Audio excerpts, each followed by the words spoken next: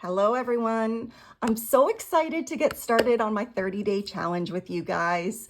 The reason why I'm doing this on socials is because it has been proven time and time again that 70 to 90% of people experience financial stress. That is a huge amount of the population. The good news is that one, you are not alone. And I want you to know that from day one. We are all here to help each other and to learn from this, okay? It isn't about shaming you or making you feel guilty. It is about learning from your past and making small changes to achieve the future that you want. This 30-day challenge is going to take you through this step-by-step process, like I said, and it's going to help you to develop a financial plan that works for you. It's going to help you to create a debt payoff plan, a budget, sinking funds, set financial goals, and so much more. So let's get started. Number one, the thing that I did for day one isn't about talking about numbers right away. And the reason is this: we need to lay the foundation. I want you guys to have something to come back to when those negative feelings come up. Some of us have those negative feelings from growing up. Maybe we've made some poor decisions. Whatever it happens to be, we are going to address them right now, and we are going to use it as motivation when things may start to get a little bit more difficult as we go through each day. Okay, so here we go. I want you guys, number one, to write down how you feel about money. And in this situation, I want you to be very specific, not just I feel negative. I want you to be specific in terms of situations that have created this negative perception of money for yourself. I also want you to find a situation where you made a good money decision. And how did that make you feel? Because that's just as important. Yet we don't think about those things. We tend to think about the negative things, and then we get demotivated. So writing down how you feel about money, negative and positive. This is really about, realizing that at the end of the day, we cannot change our past. However, you can change moving from today onwards and how you make your decisions and what you decide to do with your money. And that's what we're going to focus on, because that is so much more motivating. All right. Number two, I want you to write, why are you doing this challenge? So again, I want you to be specific. What are some of the outcomes that you actually want to happen?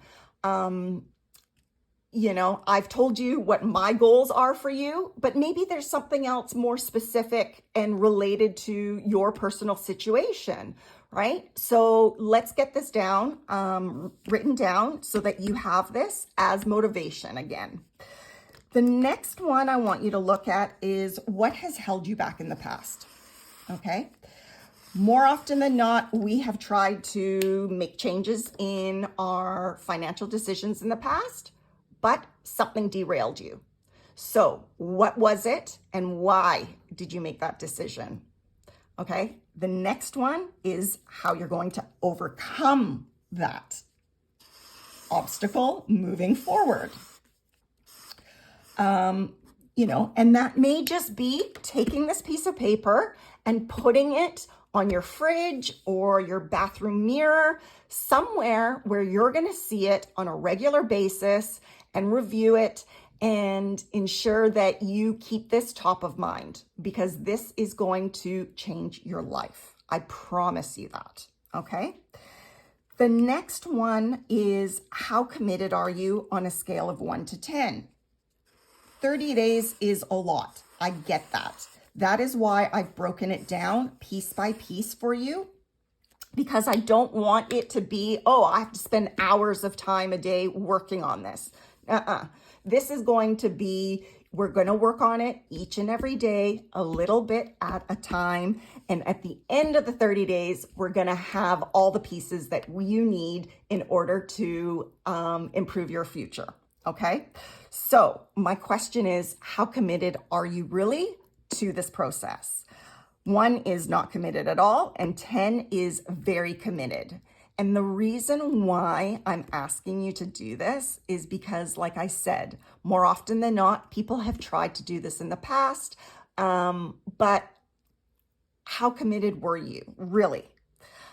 If you're not committed to this, then don't even start, because you're not going to find the motivation, you're not going to find the time, and you're not going to find the energy to come each and every day to go through this process. So I don't want to waste your time. I want this to be beneficial for you, which is why I want to know.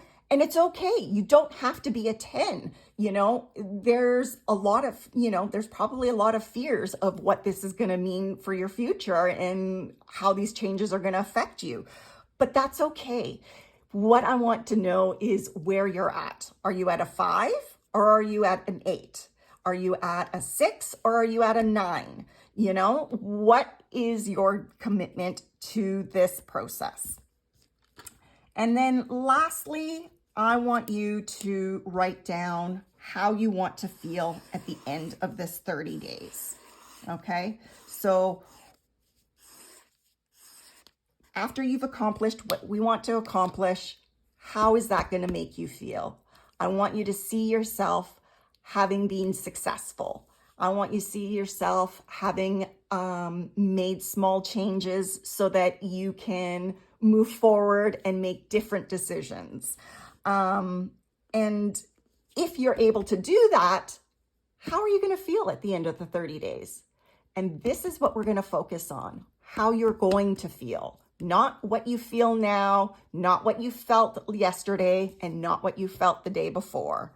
It's about the feeling that you are going to have once you are successful in completing this 30-day challenge.